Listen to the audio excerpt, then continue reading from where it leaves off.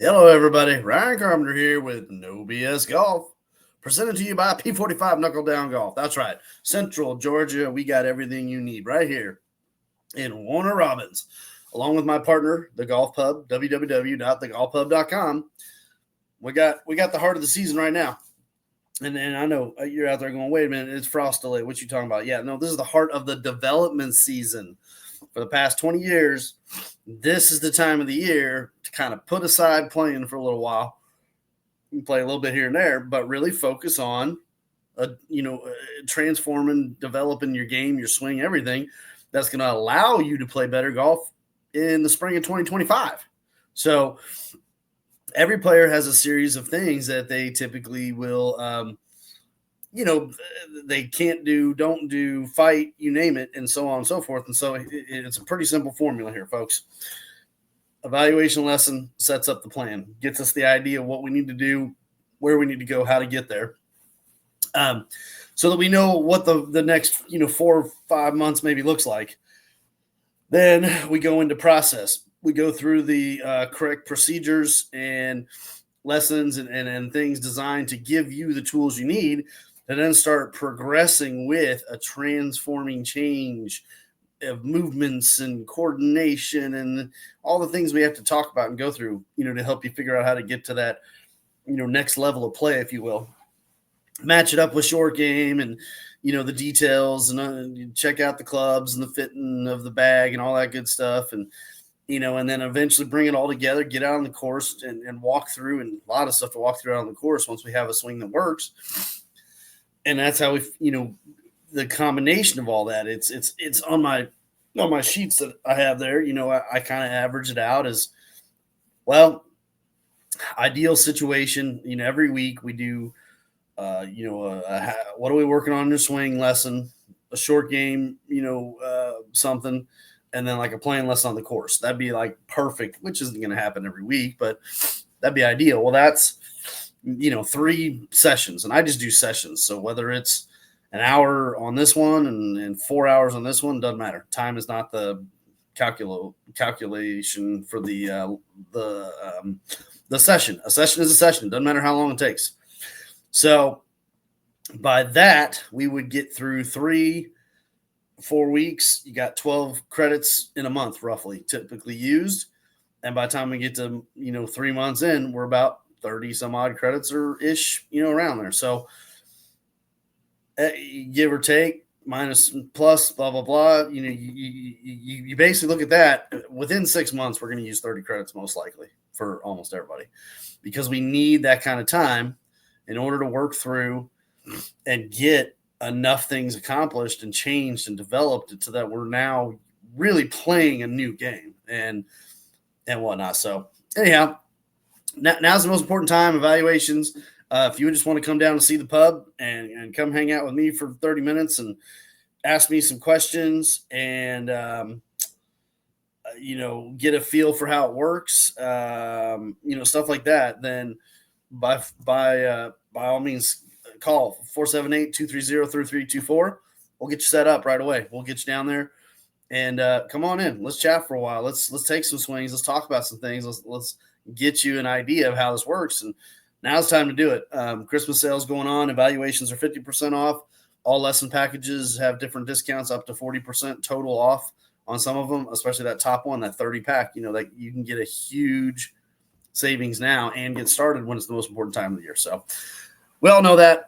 Look everything up online at Twitter, P45KDG, P45KnuckleDownGolf.com, Facebook, you name it. Go out there. YouTube if you can. Smash the like, subscribe, share. So anyways, something popped up here for me this morning. We got, really this week's used to be an exciting week. I would say it's less, other than we are going to get some. In fact, I need to probably be checking in on it. We'll get a Tiger Woods press conference, 3 or 4 here throughout the day. But, it's Hero World Challenge Week, which used to be kind of a big thing with him playing in it, of course, and hosting. And, he's got, unfortunately, bum everything right now. But it'd be somewhat fun. But What's real exciting, at least I think it's going to be, is in about 5 weeks roughly now. We're getting darn close. We're going to have our first primetime TGL event starting up. And that's going to be interesting because there's a lot going on. I don't know if y'all paying attention, but there's a huge shakeup going on right now with Live Golf and their season about to get underway here fairly soon. And team changing, but team additionals. There's a lot of rumors, and I'm talking some. Once again, some pretty darn big names. If it all comes to being true, you got the likes of Tony Finau, and I heard Adam Scott's name, and about 8, 9 other names that are all getting tossed up around the rumor mills. So buckle up. We got some more changes coming, it sounds like, to the whole professional golf world. But if you're not into the Live, that's fine. And the TGL is going to be interesting because they're going to try to replace Monday Night Football basically when it finally ends and it's in the playoff season. And they're going to throw that up on the screen for us to watch at night, which is going to be fun. And there's a couple of matches coming up. I think one in just about a week or two with some of these players, Bryson and whatnot. And so there's some fun golf things happening soon. But that was one thing. And then the other thing that really caught my attention for sure was in a rare sighting, because a golf publication, typically they kind of stay out of the, well, darn near everything, to be honest. They just kind of keep everything very simple and they don't ruffle feathers, that's for sure. But it was an interesting one because they actually gave us a little bit of I've been talking about this for, 25 years almost now, but they gave us a little tidbit of, sure enough, I think Tiger's up right now. In fact, so go tune in with Tiger here. I need to listen to this. Anyways, the handicap system, right? It's without getting, because we could go into some serious detail on this if we wanted to, but there is a degree of need. There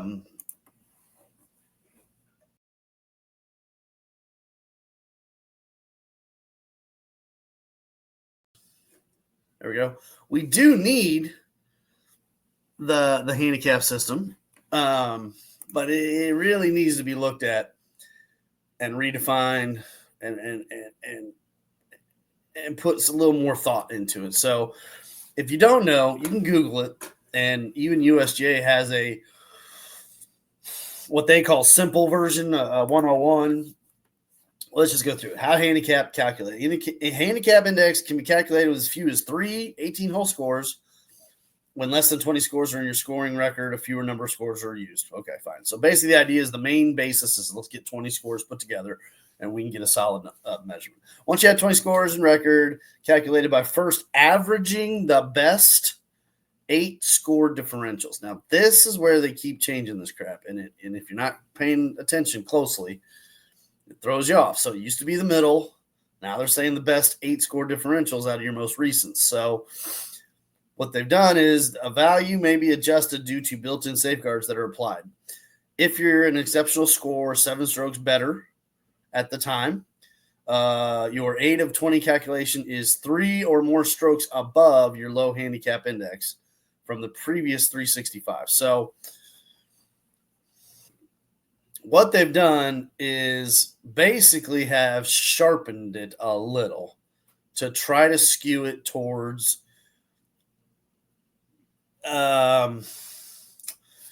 you being the best you possible without like 1 or 2 scores like completely throwing off your numbers. Okay, that's basically what that says right there. Now let's dive in a little deeper. Okay, so the first part about it is we got to understand that it's an index And the index is calculated using what they said. There's a key word in there, the differential. Okay. Differentials are the real number that you achieved based off of the archaic system used with golf courses, ratings and slopes. Okay. And so the biggest problem, hands down, is okay. Well, so let's break that down. So you go to a course. Okay, so we all know par 72, right? Or yeah, 72. So what they're basically saying is everybody playing from one of the available options, and there's the key problem. But from one of the available options, tees, that it should be reasonable, more than reasonable, to get a score of 72. The rating will come in and say, well, it's not that simple. Some courses are a little bit more difficult than others. Yeah, exactly. Well, we're going to rate this one at 72.8 or at 71.2 or 73.9. Whoa, what the? And so the problem is they don't do it near as much as they should. They keep it at a very minimal, just a fractional variation. So what that means is the rating says, okay, yeah, it's par 72, but in reality, it's more like 73 or 71 or maybe 74, 70.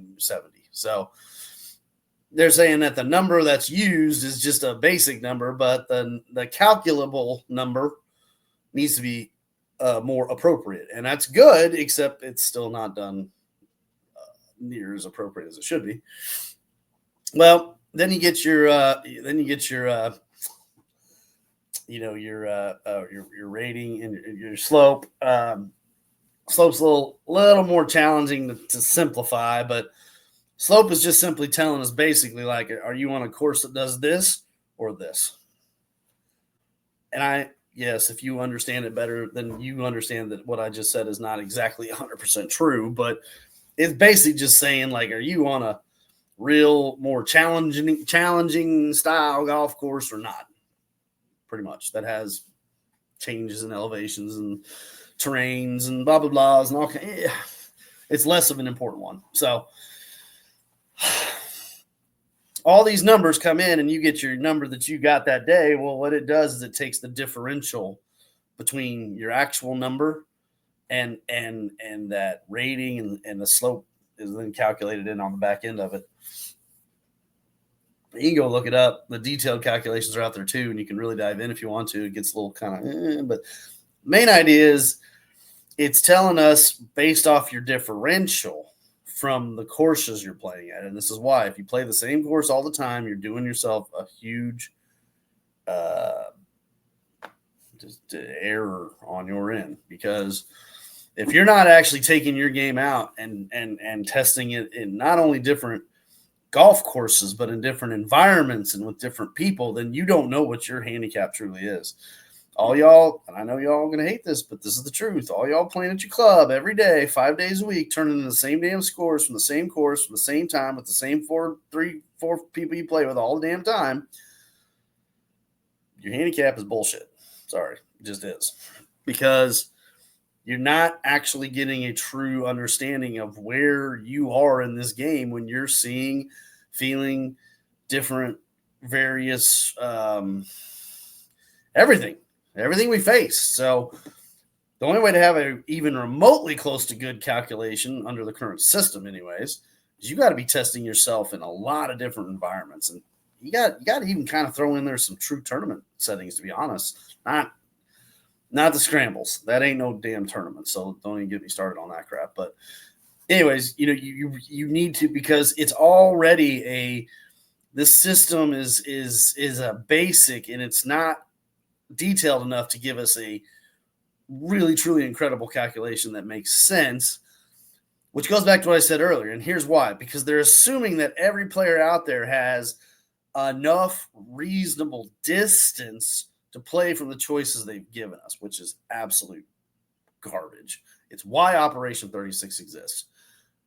It's absolute garbage to say that somebody playing from the up tee, let's just call it the up tees. I hate the terms. You go back and I wrote an article about it. It was in the paper here a month ago. Crap with the names of these tees. It's garbage. Men's, women's. I know women that can hit it 330 off the tee and smoke it past most of y'all amateur men out there. And you know it's true, so don't even pretend like it. Anyhow, but assuming that a player that hits it like, say, 160 off the tee max, they shouldn't be playing from, 300 and, 20 yards. It makes no sense. It's absolute garbage. So it's already infallible because they're making too many dang assumptions, and or they're basically saying, well, if you can't, you're just going to be a high handicap and we're okay with that. And it's like, that's not okay. That's the only way that that's okay is if I come to your group and I say, hey, how's everybody doing today? Is everybody having fun? Is everybody playing reasonable enough that you're not unhappy and you're enjoying your day? Yes. Okay, great. Then who gives a crap what your handicap is in the first place? But for everyone on the other side trying to find their way to a better game or frustrated and trying to figure out how to do, this is for you all. The index is assuming way too many dang things, or the handicap calculation. Then on top of it, it can be manipulated beyond belief, because all you got to do, you can go both ways. You can go up and down the charts on this. So for cheater realm, that's why these scrambles are effing joke. You know what I'm talking about. You can go, and because you know how it's calculating and getting redistributed every 2 weeks, then every month, depending on the time of the year, and say, okay, well, I got this real big tournament coming up. Not a tournament. Scramble's not a tournament. And I got to pump up my index here, make it easier. So you play your regular rounds and, gosh, look at there. Maybe I lost that ball. I'm going to drop one here. And like we can all see it's right there. Come on now. Or, I didn't really try that hard to putt this one. I didn't really try that hard to putt this one. And I may just, smooth that one up there, but not make it this time. And all of a sudden you're adding 6-7 shots at a time per round, right? And over the course of a month or so, all of a sudden your index begins, moving up into the sky quite a bit. And all of a sudden you show up for this big event and they say, what do you do? We'll go to the GHIN system and check it. Okay, we'll look it up. And they throw it on the card. And it takes about 4 holes for a knowledgeable player to go, man, you ain't no 17.2 index. What is this crap? I know you all been there. You've seen it a million times. So it can be edge. And for the players that are trying to get better at this game, they can, unfortunately, they do themselves a disservice as well, because let's say you're common round, that you go out there, you're trying hard, but you don't know the rules of golf. So there's the first problem. So you're missing a couple of maybe infractions that you probably needed to write down on your card and you didn't even realize it. That's unintentional. But then you kind of go, I normally make that putt, so I'm just going to count it as a 1 putt because, I normally make that putt. Yeah. And over here, flub, pull the ball back. No. I'm going to hit it better this time. I'm going to count that one instead. You start to, all of a sudden you start to take out shots, and 6-7 times per week, or round, and over the course of a few weeks, all of a sudden your index. It's what happens every year at these U.S. Open qualifiers and AMs and all the stuff, right? The 1.3 index shows up and shoots a 94. It's because it wasn't a 1.3, folks. You had to register a 1.3 to get in the door, though, to get a chance at playing in it. So they just completely lie about the index and the handicap. So this is getting drawn on, but I wanted to go this because the reality is we've got a very flawed system, and most people out there don't understand it. And until you dive into this, because so we'll finish it up with this other little sheet the USGA got. Number of score differentials from 3 to 20, and it says lowest 1, lowest 1, lowest 2, 2, 3, 4, 5, 6, 7, 8. But then adjustment numbers of -2, -1, -1 at the low end. Well, if we're using the average of the lowest 8 differentials, so simple numbers. If you had differentials of 2, 2, 2, 2, 2, 2 to 8 number twos, and then another 12 differentials of 3s and 4s, let's just say 12 times you're actually playing above the 2s. Is it a lot? No, but is it significantly can affect a player? Yeah, absolutely, especially in different situations. So they're only going to allow you to play to a 2, so your differential 2 above rating and slow 2 above par. Okay, for simple numbers. And we know that a lot of times you go up into the 3-4 level, and so right away I'm sitting here thinking, okay, I mean, I understand the point of it, but again, it's not an exceptionally good honest assessment of a player's true capabilities. So the whole thing was invented for a reason, and unfortunately, it was invented for the wrong reasons. How to get a bunch of people into a tournament, make money, bet. Not what golf is all about, first of all. I know it is for some of you. Fine, whatever. You go right ahead and have your fun with it. But it wasn't designed to be an accurate system that truly helps a player understand where they are and where they could be based off the ability to improve. And it's why we have this huge confusion. When somebody tells me I'm a 6 handicap, I go, honestly, doesn't tell me anything. I could care less. It means literally nothing. And they don't understand that because of this little conversation. And this is just the tip of the iceberg. Trust me, there's more in here to go into, and it's just 20 minutes in. But it is so egregiously off. And I'm really happy to see that finally, and I can't remember what they posted, but it was something to the effect that it was where's it at? Many scratch golfers and low handicappers are becoming increasingly incensed with golf's handicap system. But what is their gripe? Is there a solution? And so it goes on more, and I didn't even read all of it, to be honest. But the handicap system has ruined club competitions. It's the only sport that rewards mediocrity. And that just sums it into a simple thing. Even in these, now not all club events are idiotic. Some of them are good. That's fine. But scrambles are garbage, folks. I just got news for you.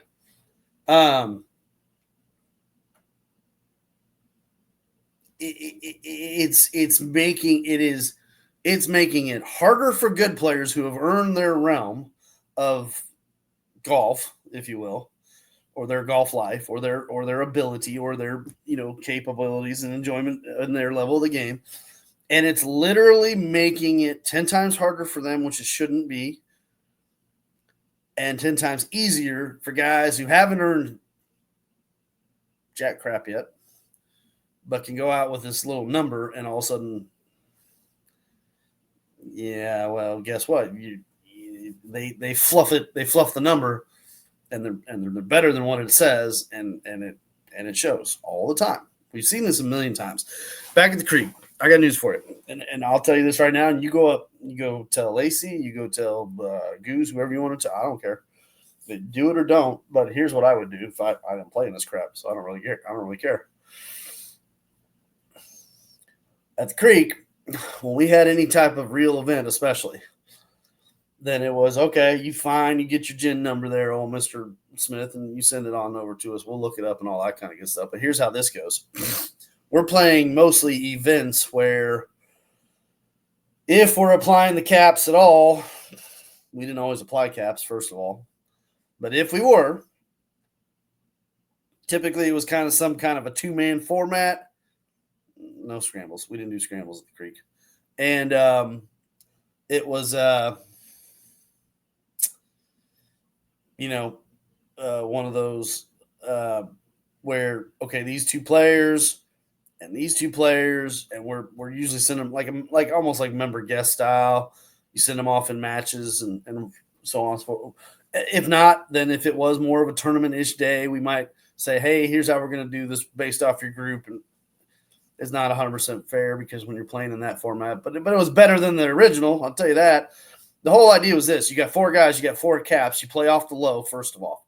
So you got 2, 4, 6, 8. You play off the 2. The 8 becomes a 6. The 6 becomes a 4. 4 becomes null almost, or 2. Then after that, we only apply 25%. So the 8 to the 6, 6 to the 4, 4 to the 2 now get only 25% of that. So you might be getting like a couple of bumps here and there, and that's it. And if you don't like it, then you better get your ass better at golf, period. Or, don't play in our events. You go play in those crappy cheater scramble garbage tournaments instead. And, the creek was designed for nothing but golf and the purest form, the purest environment, with every dime going back into the golf course and making it as Augusta National-like as possible. And so that's how you handle that pretty damn quickly, because we know the system is such a joke.